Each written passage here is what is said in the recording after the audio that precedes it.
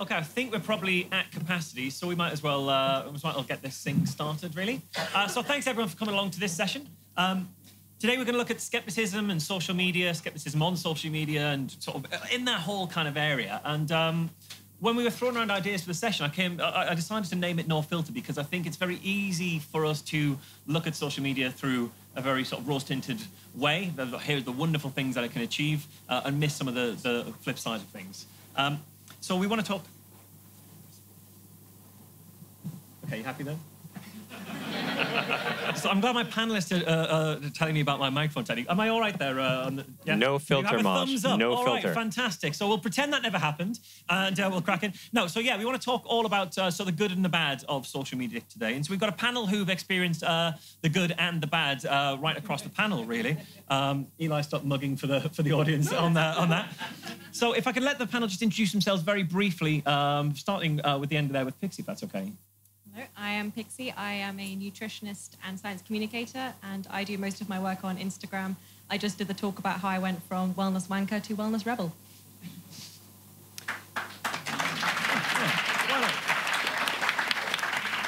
I'm very happy you could get Jennifer Lawrence to sit on the panel. I think it's amazing. My name is Jonathan Jarry. I know. Jonathan, we're going to start on lookalikes. You might come off really badly from this, so let's not pick at that thread. So yeah, my name is Jonathan Jarry. I'm a science communicator for the McGill Office for Science and Society and the co-host of the podcast, The Body of Evidence. I'm Eli Bosnick, and I'm a comedian and podcaster. And I'm Michael Marshall. I'm a full-time skeptical investigator and activist, and I do a lot of my work in this kind of area, really.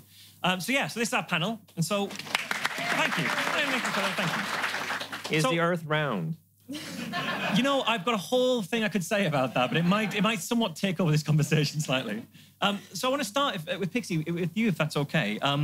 You've done a lot of work in a corner of the internet a corner of society where people might not always experience or come across skeptical information. And you do, as you say, a lot of that on Instagram and social media where people are more perhaps prone for the pseudoscience than the science. And I think that's something that a lot of people probably aspire to sort of reach people who are most prone to pseudoscience and give them science in a way that they can easily digest. What do you think has been behind some of the successes that you've had in that kind of area? And is there anything you found to be particularly effective in the way you approach things? Yeah, so when I started on Instagram, it was very much, I was promoting a lot of pseudoscience, and I kept a lot of that audience when I switched gradually, very, very slowly, to promoting a lot more evidence-based ideas on social media.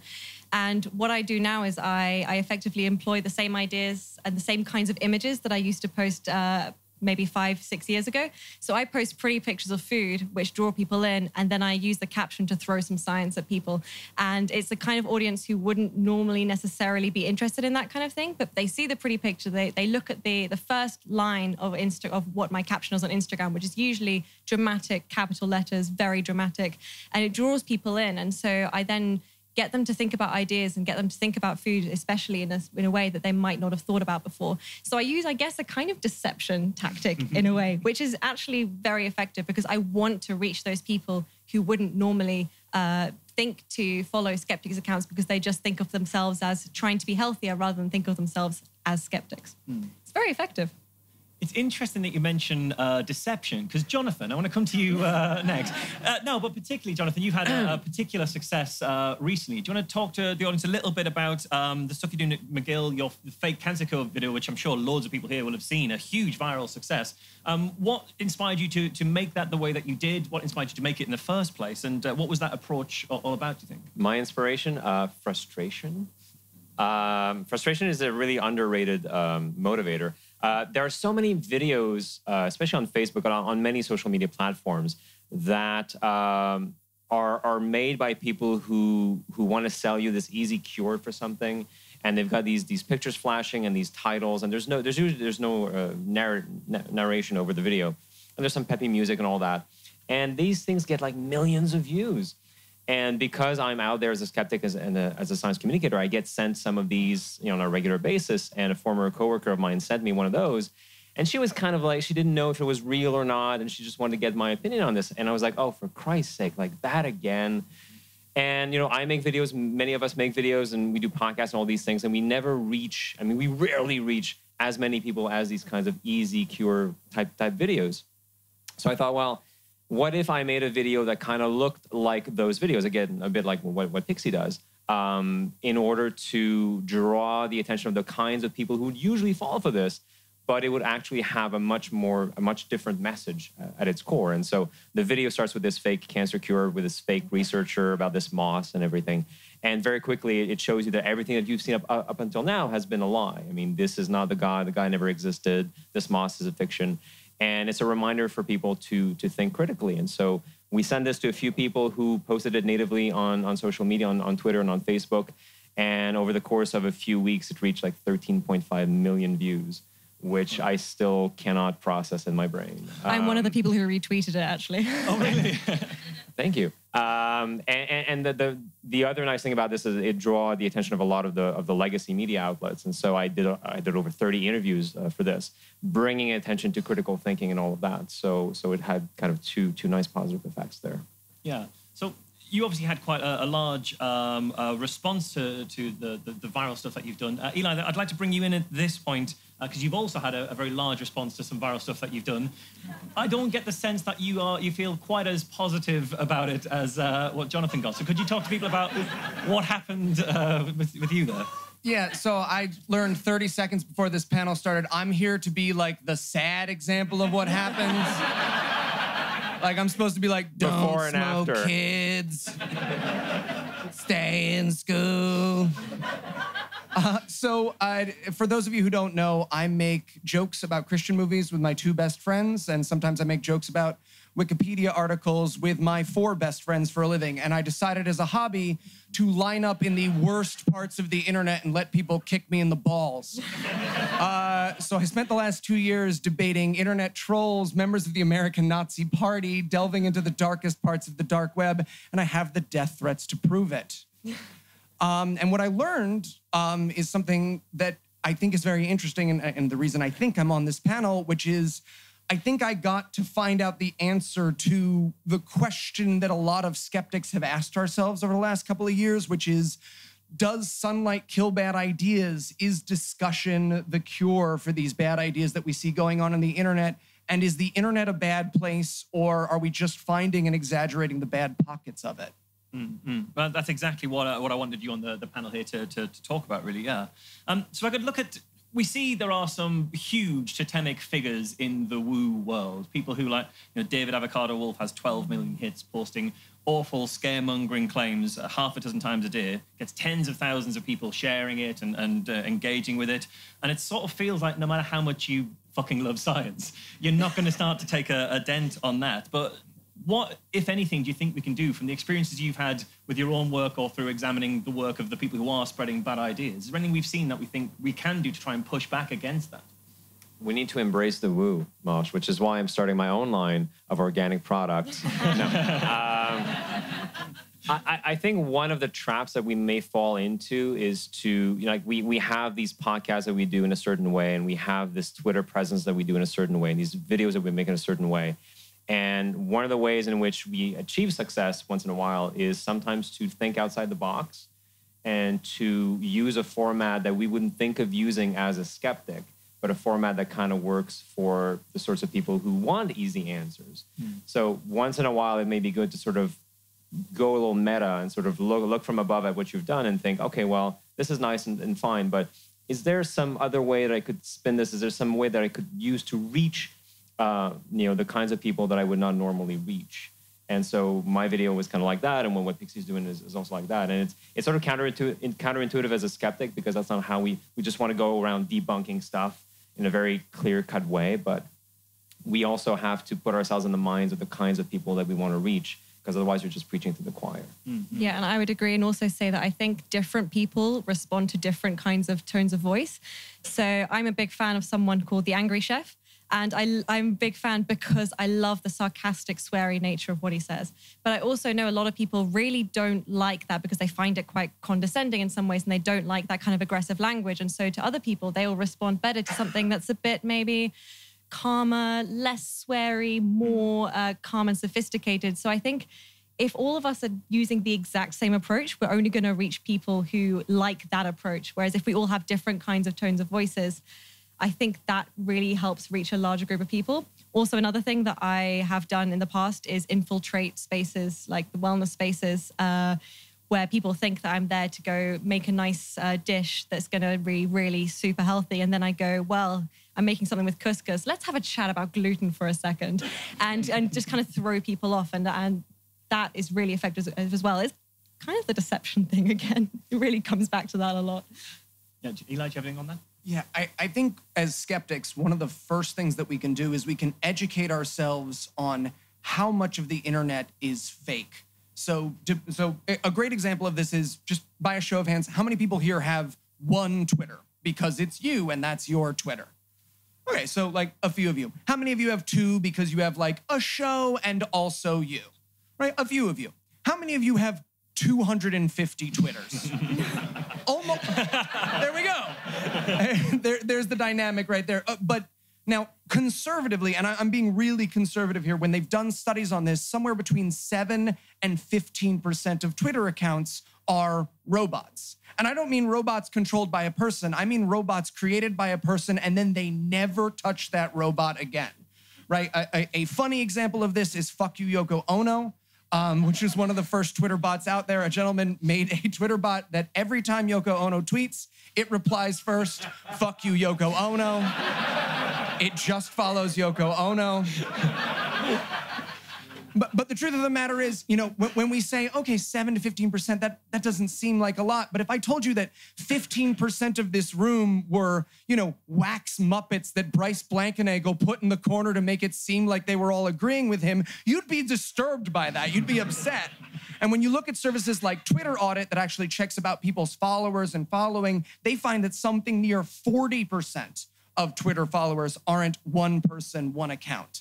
And when we look at social media and the numbers that you mentioned before, David Avocado Wolf and the rest of them, some of the alt-right figures that have made us scared lately, when we look at their followings critically, we find they shrink further and further and further down. So I think one of the forefronts that we can really impact as skeptics is we can start to bring people's attention to just how small some of these people are, how much the internet exaggerates their power and magnitude, and how the internet tricks us into thinking the things that upset you or engage you are more than they are. And I will talk a little about that. I don't want to go on. Well, no, I think that's an excellent point. It sort of leads me to where I wanted to go. This idea that the internet is, as you say, tricking us to keep engaging, because we can see social media as this space where we all kind of hang out and have conversations. But ultimately, lots of these platforms are businesses that just want to keep us engaged in different ways. And it feels like the way that each one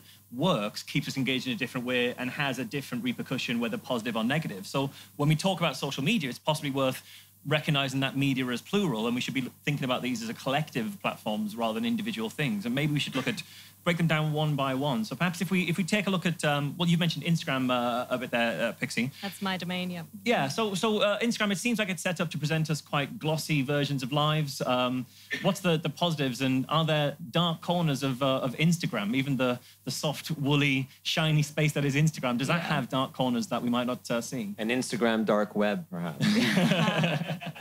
Less the dark web, more a very dark influence. So I think what makes Instagram different from places like Facebook and Twitter is whereas on those platforms, you can see content from people who you don't follow through the actions of retweets or shares. You don't really get that same thing on Instagram. On Instagram, you don't really get people sharing things that other people have written or that other people have posted. You generally see exactly what you want to see. You have a perfectly curated feed of only people who you have specifically chosen to follow and only images that you want to see. So Instagram is an amazing echo chamber in a much more sophisticated way than, for example, Twitter or Facebook, for example. And that allows, I think, beliefs to appear to be more common and more prevalent than they actually are, and leads people to believe that their ideas are more popular and therefore more likely to be true than other places. And also the thing with Instagram, because it's very visual, so Instagram is an image-first platform, and we as humans are very visual creatures. We see and recognize images before we recognize text. And so that is a very powerful thing that Instagram really does. And that allows for a huge amount of social comparison. So one of the real dangers of Instagram in particular is that it lets us perceive these people, especially people like influencers or people who aren't models or actors. We see them as our peers, and so we compare ourselves to them. And usually that means doing an upward social comparison where we come out more negatively because people are sharing their highlight reel on social media, and we're comparing that glossy highlight to our real lives that we know exist. And so we always come out worse. And that leads to a whole host of issues, including issues with self-esteem, particularly eating issues as well, depression, anxiety. All these things are mediated by this social comparison that Instagram allows in particular because it is so visual and image-based. But I know the other platforms do that to a certain extent as well. The one positive thing I have to say about Instagram really is that because it is image-based, it allows you to feel closer to other people. So it's not associated with loneliness in the same way that using things like Twitter or Facebook are associated with loneliness because it's purely text. It doesn't feel like a real person necessarily behind that. That's one good thing about Instagram, That's really. the one good thing. Well, even that, one of the things I'd written down was the intimacy and familiarity itself can be perverted for absolutely. That's why I think the whole wellness movement really thrived on Instagram in particular, is because it allowed this very personal connection. I mean, I still feel bad when I unfollow someone on Instagram because I feel like, because I've seen their day-to-day life, I've seen them post pictures with their puppy, or I've seen what they eat. I feel like I have a certain connection to that person. And so I feel a little bit bad for unfollowing them because it's almost like I know them because I've seen so many of their images. And that, I think, really allows people to capture an audience and maintain that audience and allow them to spread ideas that then aren't challenged because people feel they can't challenge them because they feel so close to them in that sense. Yeah. I think that familiarity is interesting in direct comparison or contrast, rather, to somewhere like Twitter or Reddit, where there's a lot of anonymity. And I know, Eli, these are spaces that you know a little bit better. So do you want to talk about, are there bad sides of Reddit? Are there bad sides of Twitter? Do you want to flip that question? And actually, I will flip that question. Are there good sides? So, what's the positive, the negative? What's the net here? Yeah, I mean, I think the positive is easy because I think it created this room. I mean, show of hands, how many here found the skeptic/atheist/science community because of the internet, right? Almost all of us, certainly myself. I mean, I was 19, a fairly religious Jew, and I saw an animation of pale blue dot, and religion clicked off in my mind like that. Literally, I was just like, it's all fake. I mean, that's what happened. So, I mean, the positive sides are, and the fact that I'm sitting here, that I got flown to England, are all very, very prevalent. But to follow up on what she said, sort of on what Pixie said, the darker side of it is that algorithms are really, really stupid. And what they track, and so the computer nerds here are all going to be like, I actually already knew that. But for the dummies like me, the algorithms don't read the words.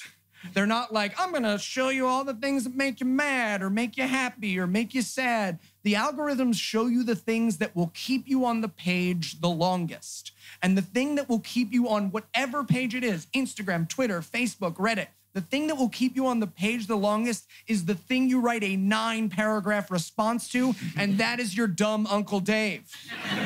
Always, right? He's just like, in my America, and you're like, okay, dearest Uncle Dave, right? And this goes for all social media networks. It goes for YouTube. It goes for, I mean, how many of us hate watch YouTube, right? Or hate follow on Twitter? I follow people on YouTube who I wouldn't sit in a room with. Right? I'd be like, oh, it's time for me to go. And the funny thing about this is, and my business partner and podcast partner, Heath Enright, has accidentally hacked this. Because the algorithms are stupid, the way you interact with them vastly changes what you experience. Heath Enright follows The Onion on Twitter and retweets The Onion, and that is it. So if you look at the difference between Heath's Twitter feed, which is like Onion headlines and no guy being like, hey, Heath, I like your show, versus my headline, which is like Hitler 444 says, get the Jews out of my basement. and again, what we can do. I apologize for that tweet, by the way. Thank you. I appreciate it. I misread that. But what we can do, and I mean like capital D do, is you can hack your algorithm for your social media, be it Reddit, be it Facebook, be it Twitter, right now, with positivity. And as wooey and sort of like, just embrace your inner, and then you're all gonna, it's actually true. If you go to the 5 people who you're always happy to hear from on Facebook and you like the last 20 of their posts, the robot that runs Facebook will show you everything they post forever because they want to sell you a pot grinder that's shaped like a Pokeball. They don't care whether or not you're happy or sad. And so, again, one of the ways in which we can lead, and I will talk about the dark side, I promise, but... This wasn't the dark side. Right, the dark side. The dark side is the algorithm, but like the way that we can defeat the dark side is by interacting with the positive and making those choices to create a more positive, loving, and open space on the internet. Eli will be giving hugs in the hallway after the panel. Actually, picking up on the positive, Jonathan, talking about Twitter, you and I were talking about some of the ways you can use Twitter to actually engineer an actual good, an actual tangible effect in the real world. So yeah, Twitter gets a bad rap. I hear from a lot of people who just don't want to be on the platform because they've heard so much about just how nefarious it is for your mental well-being. But Twitter can be harnessed as a tool to get institutions to distance themselves from pseudoscience. And I have at least 2 small victories, or tiny little victories, but they have worked. One was Dr. Daniel Needus from the Cleveland Clinic. Some of you might be familiar with the case a few years ago. He was the director of the wellness clinic at the Cleveland Clinic. He was an actual MD, and he wrote a scathing, not atheist, a scathing anti-vaccination screed on cleveland.com, which is a local website, on a Friday. And the following day on Twitter, I believe it was Clay Jones from Science-Based Medicine who started this, who tweeted about this and tagged the Cleveland Clinic. And a whole bunch of skeptics and healthcare professionals joined in, and it created this massive Twitter storm of outrage about this thing. And the legacy media jumped on this over the weekend, and you had Forbes writing about this. You had the Washington Post, the National Post in Canada, a whole bunch of media outlets covering this story and exposing like what the hell is going on there. And so the Cleveland Clinic had a PR problem, and they had to deal with it. And so the guy was eventually fired. And this led to further investigation by journalists who saw that they were selling homeopathy remedy kits in the hospital shop, the little boutique there. And so representative Homeopathy in a hospital, I can't imagine what that would be like here in the UK, actually. One day, you'll find out, one day. So a representative from the Cleveland Clinic was like, yeah, maybe we'll get rid of those. And so it didn't cost us anything to do this, but if enough of us on Twitter do this, and this happened again in Canada about a year ago at the, the Georgian College in Ontario. They had a 3-year program in homeopathy. And one student of the college wrote to a few of us Canadian skeptics, and she was like, I can't believe this is happening. And Timothy Caulfield, whom if you're not following him on Twitter, please do, jumped on this on Twitter. He has 70,000 followers. I jumped on this, bunch of people. Again, the CBC covered this. And so they canceled the program. So if you create enough of a PR nightmare for these institutions, they have to do damage control. So that is one way in which Twitter can help. And if all of you guys are on Twitter and you retweet these things and you throw your voices in there, you can help us enact actual change. These are small changes, small victories, but we'll take them. Yeah, and it's funny, even in that positive, which are great things, and we've seen similar campaigns here in the UK, even in that there's a kernel or an echo of the negative side of it, which is that exact same mechanism is used to silence people and to sort of beat down voices. So it feels like every time we find a good, there is an associated bad with social media. There's this constant double-edged sword. We've talked about Twitter, Instagram. I'm going to come to questions in just a moment. But before I do that, we should also maybe have a little bit of a look at Facebook and the way that works in a slightly different way. Because it feels, for me, what I've always thought was interesting about Facebook is if you go back 10 years, 5 years, skeptics had blogs everywhere. Skeptical material was out on blogs. It was indexable by Google. People could stumble across it. So if you were someone who was, as you said previously, Pixie, into pseudoscience, promoting pseudoscience, you could stumble across that information. I think these days people don't have blogs. They have a Facebook wall that they put their own lengthy posts on that their friends can see and no one else ever will. And at the same time, the people who are promoting pseudoscience have exactly the same thing, and we don't ever see it until suddenly it spills out onto somewhere beyond that because someone has died because they turned to cannabis oil to cure their cancer. So it seems like Facebook's the algorithm to keep you within your circle is is detrimental in that way, and the shareability of everything in Facebook is the fact that the whole platform is built around make this as shareable as possible is one of the things that's driving this. Anyone have comments in those on that kind of area? Well, I think that's what's made David Avocado Wolf so amazingly popular, is that so many people share what he posts on Facebook because it's so shareable. It's so easy to share something, and it looks so pretty, and so people want to share it. And that's, I think, allowed him to become extremely popular. And also the fact that he posts things that are not pseudoscience, just really like happy, nice stories, and like puppies and kittens and nice things intermixed with all the really crazy woo, like especially cancer woo and all that.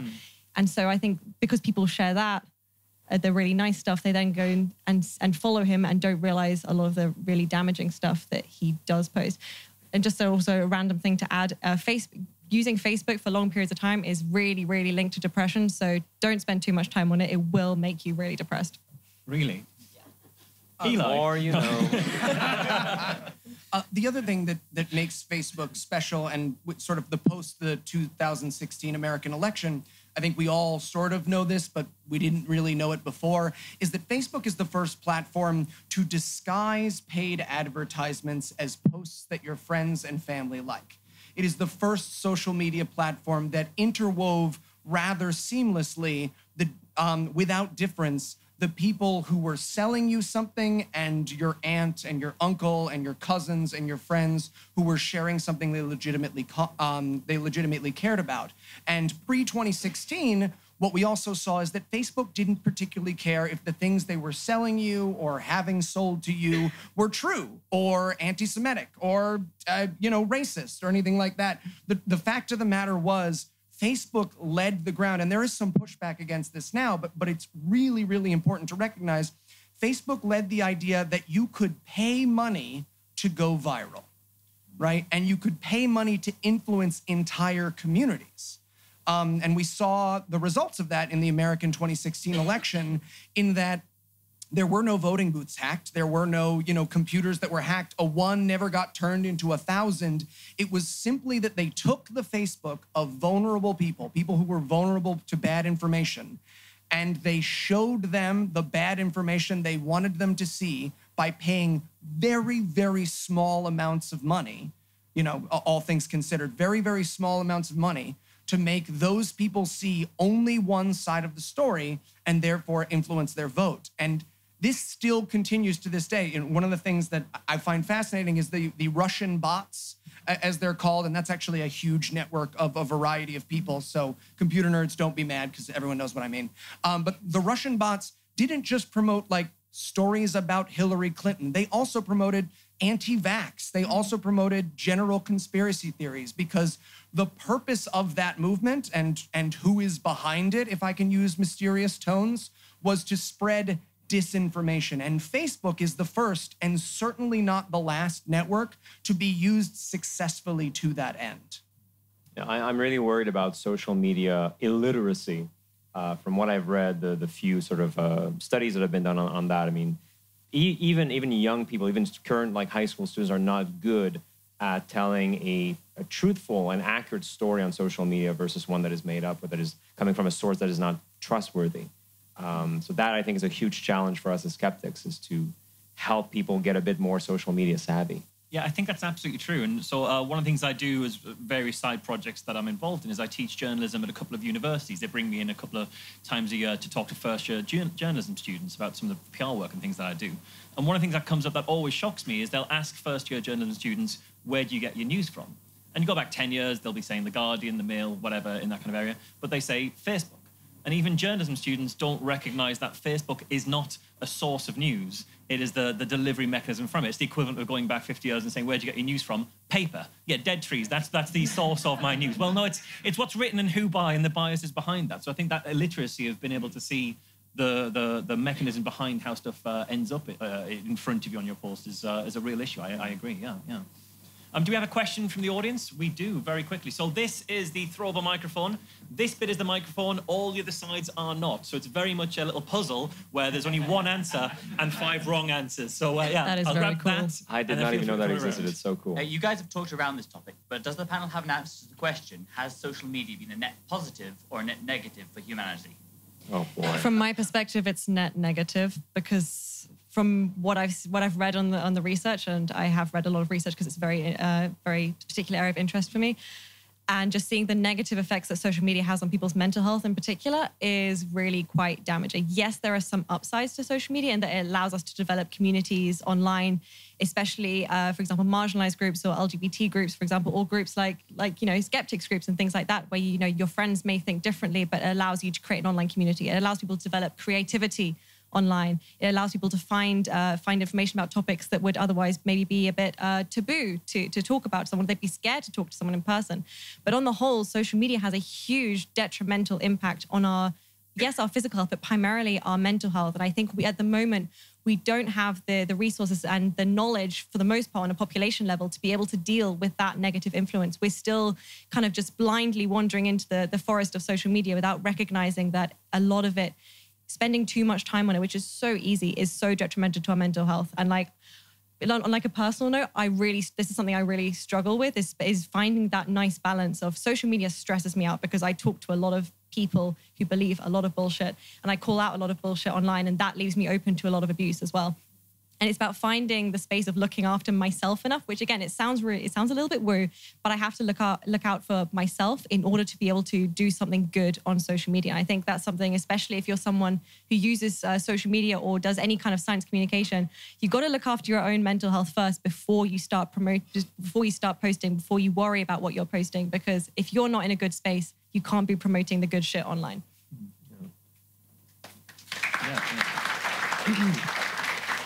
I do worry that it sort of plays into all of our biases and all of the ways in which we can be manipulated, and it does so on steroids. Tribalism being a big one. So I think it really amplifies our desire to be part of a tribe that identifies a certain way, and these people are the other. So I don't know. I don't know if it's a net good or a net bad. I think it amplifies all of our voices. But the voices that get the most amplified are probably the ones that are playing to our most basic and primal instincts. So I'm going to steal a metaphor from Tom Curry over at Cognitive Dissonance, which is that social media is like public roads. They are unquestionably good for all of us, but if you've been in a car crash, you certainly don't feel like they're good for you as an individual. Or if you've just tried to cross a public street in Manchester, you have trains, they just fly by. What's going on, people? Have you been to Amsterdam? It's even worse. Exactly. I hate it.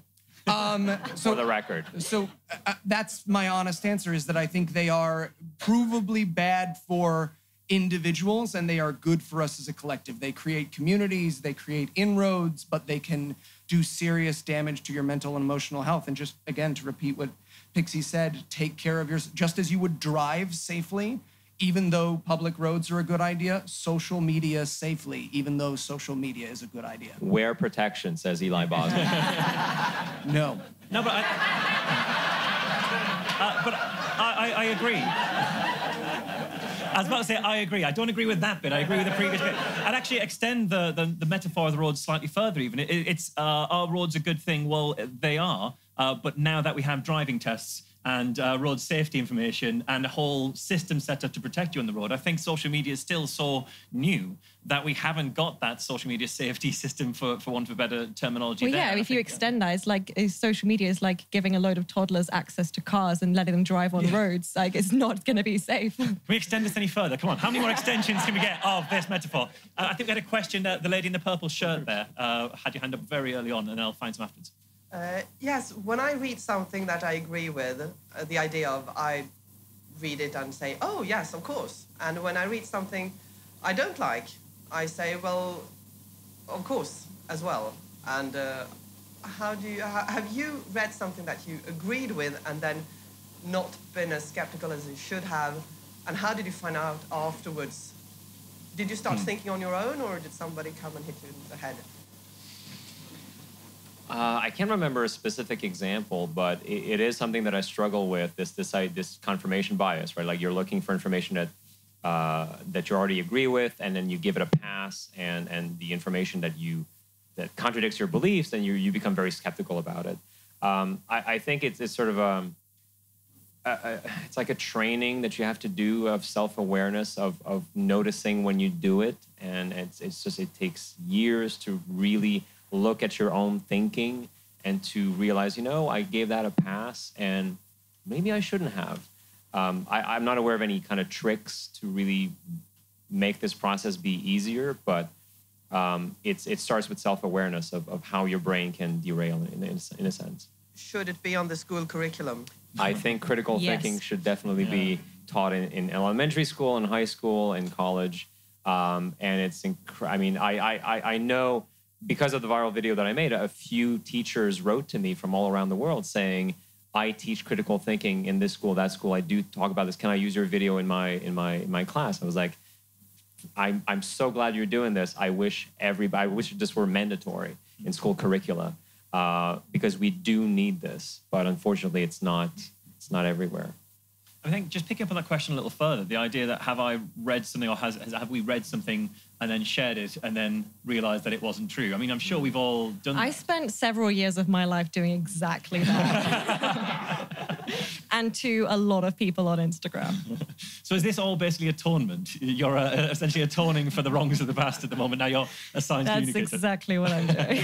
I'm going to spend the rest of my life making up for those few years I spent on Instagram promoting all the bullshit, including people like Avocado. They'll make a movie about you. This is very Hollywood. That's an origin Am I going to be played by Jennifer Lawrence? Full circle, people. Full circle. But I think so. One of the things that comes up when you do post something that turns out it agrees with your biases. You post it because it agrees with your biases. You haven't looked into it. It doesn't hold up. Immediately, someone points out that it's wrong. How many of us here actually take the point and go, "Oh yes, you're right. I accept that it's wrong," or how many of us double down because we don't want to backtrack, we don't want to look embarrassed about anything?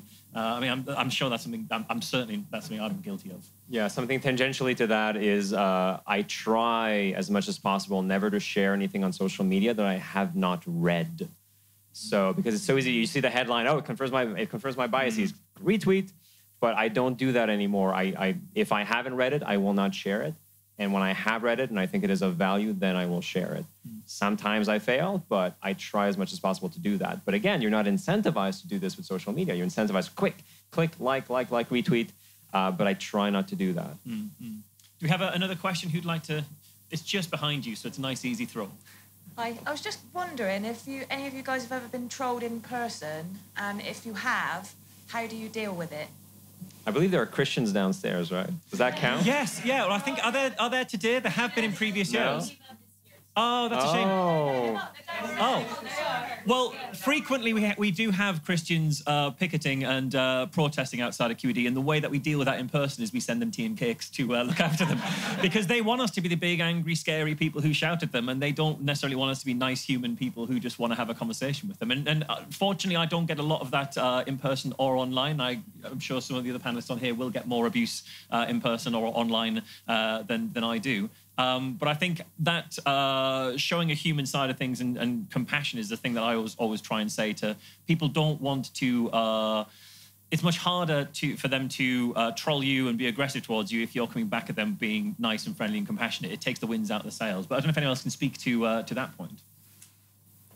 I think I can speak from my position of privilege or luck, whatever word you prefer and doesn't freak you out, because I'm kind of a big white upper middle class dude.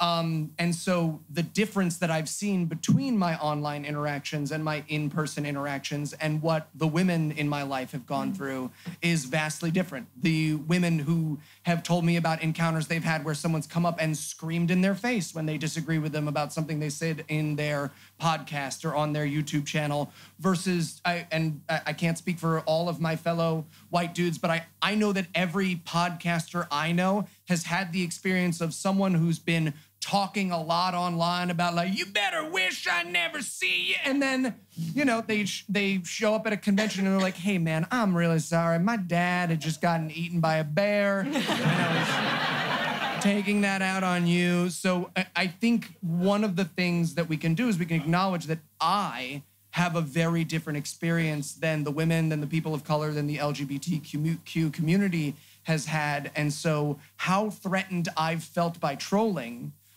is very different than how much Pixie might have felt by trolling. And yeah, I've had a fair amount of misogyny come my way. I've generally, especially on Twitter, have to persuade a lot of people that I do have qualifications. They decide not to check my Twitter bio where I list my qualifications. And it usually goes something like, oh, you obviously don't know what you're talking about, you silly little woman. And then I just go, well, actually, here are my qualifications. And they go, I bet you haven't published any research. And I go, well, here is my research. And then they go, oh, well, that research doesn't exactly say what I thought it would say. I'm like, well, you just asked me for research. You didn't specify a topic. I just showed you my research. And they go, oh, well, you don't really go to the gym, do you? And to clarify, I mainly argue with low-carb groups on Twitter, and they seem to think that going to the gym is the best qualification you can have. It's more valuable than a master's degree in nutrition. But you haven't even won like a Nobel Prize or something. Yeah. And it's very rare in person, but in person it tends to be more a dismissal of my qualifications and a dismissal when people hear I'm a nutritionist. They think that I've done some online course for 2 weeks and that I clearly don't know what I'm talking about because I am a blonde woman. And I'm very aware that I fit that stereotype and I try and play that to my advantage. But generally, rather than an outright kind of attack, I generally get a dismissal because I'm female, because I therefore can't know as much. And that's very frustrating to deal with. I generally get quite aggressive in those positions and try and out-aggress people. And people get intimidated. I love it when men get intimidated by me. It makes me feel so good.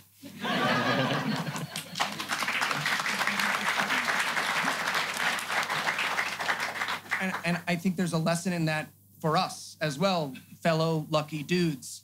When women tell you that their experience of the internet is different than yours, believe them and make a more positive space for them. Don't assume that your experience, which in my case is I say anything online and 9 of my listeners are like, yeah, Elon, sky is green. I always knew it. Glory hole. If someone tells you their experience of the internet is scary or more dangerous than yours is, work to not only believe them, but to amplify their voice and to make it a safer space. And that's something we can do both in the skeptical community and in the world at large. Yeah, yeah. Yes. We have another question. Yeah. Basically, what I have experienced is sort of a problem with skepticism as a brand, as in skepticism is questioning the evidence, but what is put in front of you and not what biases and privileges are shaping your own opinions. And that's why we have, on one hand, oh yeah, the Catholic Church is raping all these children, but when there are sex pests in our own community, we say, oh, but we are all of the sudden Law and Order SVU, as I've seen it on Twitter.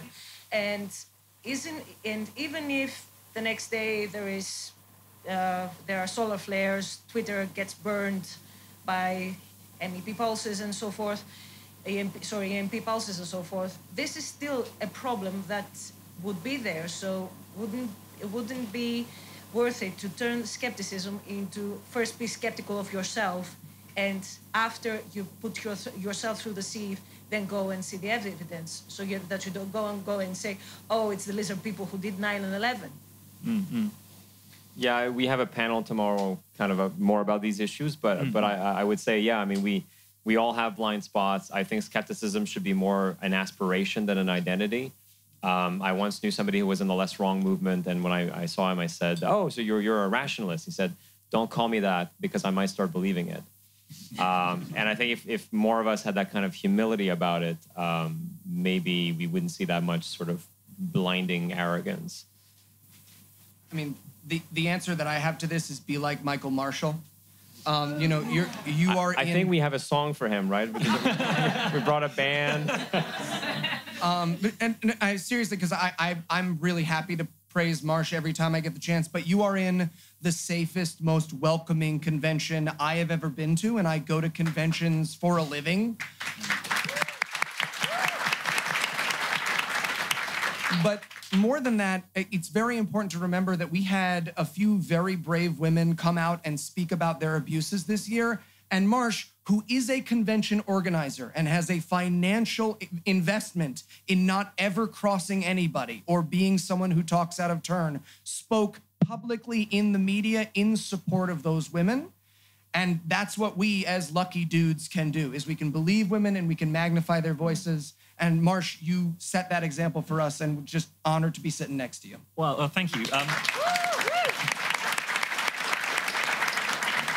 We'll move on to another question in a second. But actually, on the back of that, what I would say is one of the most frustrating, not the most frustrating, the smallest thing, but the thing that I also found frustrating about that whole affair with the article in BuzzFeed about Lawrence Krauss and the various things he was, the various awful things he was doing, was when that was posted to the skeptic thread of Reddit, you have so many people there saying, oh, this can't be true. And the one that stood out to me as so the wrong way to look at this was someone said, well, I didn't believe any of it until I saw Michael Marshall's name in the middle of it. I thought, it shouldn't need me. It shouldn't need a white guy in the middle there to say, believe me, because he's male, so it must be right. That was so fucking disheartening that they've missed the whole point of this. But it is also important why people have to speak out to amplify those voices. I absolutely agree. And we will cover a lot of that on the panel that we've got last thing tomorrow. So I've been too central with my questions. Who have questions in the wings? Who have questions in the wings? Wow, so you are ambitious right in the back of the room. So I reckon I need at least one other question. Right, you've got your hand up. Are you going to help throw it across? All right, we'll get this going. We'll see. Throw it super see how far you hard. go. Everybody watch their heads. That's it. Pass along. It's a lovely little game. It's like pass the parcel, but at the end you get to ask a question. Harder. Delightful, It's like a nice. TARDIS. Lovely stuff. Excellent work. Brilliant work, team. Is this working? Okay, cool. You're also like, it's not so much a question as a comment. Oh, send it back, send it back. Oh. No, I just wanted to hold the cube. So my question is, there's so much criticism about social media, and one of the things that I think about often is that we invented by humans to be flawed humans. It's kind of going in and out. Oh. Sorry, do you want to repeat that again? Sorry. So, yeah, one of the things I find interesting, I don't know if standing is helping, but one of the things I find interesting about the commentary of social media is that we seem to feel like this technology that's invented by humans is still amplifying us as flawed humans when we kind of knew that going into it. So we have the tribalism that has existed prior to social media. But one of the things I wanted to actually get your opinion on is echo chambers. So, like, arguably this entire room is a skeptical echo chamber where we are kind of intellectually masturbating a bit about the fact that, It's a running theme today. Yeah, that there's, and I don't mean that to be cynical, but I just think that, you know, we have these comments about, well, if only people knew the truth and we could get our word out there, but we are an echo chamber too. And when I log into a social media platform, I don't want to hear pseudoscience. That's why I follow folks like that are in this room. So what are your comments on like the echo chamber phenomenon? Pixie, you're probably in a good place for this, I think. Ooh. I mean, I've mainly seen the negative effects that the social media echo chamber can have, in the sense that, like I described on Instagram in particular, I've seen people who are very happy to unfollow me because they've loved everything I've posted up until now, but I've attacked their one little thing that they really, really love, which can be something like a particular person or a particular idea, and then they get really angry and decide to unfollow. So I think one of the things on social media, we should be encouraging people to actually follow a diverse group of people. That's one thing that I am very keen to promote. I actually follow people on social media who promote pseudoscience, partly because I think it's a good reminder that these things do exist out there. And I think it's so easy to become engulfed in a particular community and not realize all the other wealth of ideas, which are, to be honest, a lot of crap a lot of the time. But it's still useful to know that they exist in some way. And I think it also comes back to a lot of what we've said about thinking outside the box and trying to reach people who wouldn't normally necessarily want to follow a skeptic's account. I don't think I use the word skeptic anywhere on my social media. And that's a very deliberate choice, because I know that a considerable proportion of my audience would probably unfollow me if I branded myself as a skeptic's account. And I don't want to lose those people, because I know those are the people who need to hear what I have to say the most. God, that sounds arrogant, but it's true. But I think we are all in danger of living in the kind of social media echo chamber. And I think all of us should be encouraged to make a conscious effort that is not the case for us, and critically analyze the accounts that we follow and make sure that we are following a diverse group of people who do have different ideas, because I think it's always useful to have our ideas challenged, because the worst thing that'll happen is that we will change our ideas to fit with a better consensus, or that it will reinforce the ideas we already have. So it's a win-win situation for us personally, regardless. That kind of answers the question, but not really. But like half and half. If you guys have got anything, we can answer that. Yeah. We can probably take one other question after that, because we are getting okay. So in 1 minute, I think it's a huge problem, and I don't have a magic bullet for this. I have fake email accounts. I subscribe to newsletters from like Goop and things like that to see what they're saying. That's one thing. On the podcast that I do, we do a Vox Pop segment. So we have a comedian and we go and we interview people on the street to get what they're thinking, because it's very easy as a skeptic to think that, oh my God, everybody thinks the earth is flat. Everybody thinks that vaccines cause autism. And when you actually talk to people on the street, you realize, okay, I'm in an echo chamber of a sort. I'm in the trenches.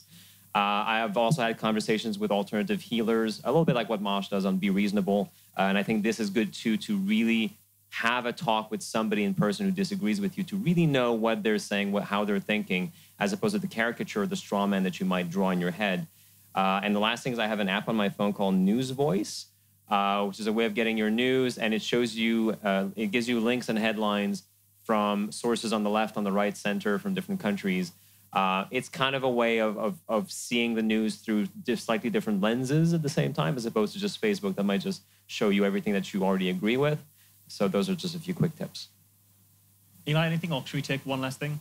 Yeah, I mean, so when it comes to sort of echo chambers, the one thing that I would say is it's great to step outside of your echo chamber, but it's also important to remember that stepping outside of your echo chamber does not mean giving bad ideas equal time. And this is something that we understand as skeptics very well about 9/11 trutherism or moon faking, right? We didn't need someone to follow Marsha's excellent talk on flat Earth today that was like, nuh-uh, right? We don't need that. And so when you're exploring outside your echo chambers, and especially when you're advocating for stepping outside of those chambers in environments that might make people feel unsafe. So to use an example, right, like we do not need to hear from someone who thinks all the Jews should be dead, right? That's not a safe opinion that we need like another panel about because I got to be on this panel. So I think it's important that, yes, step outside your echo chamber, but be aware, who are you giving a stage to? Who are you giving a platform to? Even if it's just on your Twitter timeline, even if it's just on your Facebook timeline, are you letting someone create an unsafe space wherever you are by letting yourself not be in an echo chambers? But lobsters have a hierarchy. We apologize for Jordan B. Peterson, by the way. The whole of Canada. We mean men. We apologize for. We're out of time for questions, I'm afraid, but people are around for the rest of the day. But just to finish up, yes or no, you have a button I give you right now. It turns off social media permanently. Do you press it or not? Like for the whole of the world? Yeah, done, gone. No. Oof. No. I'm also going to go no. Well, there we go.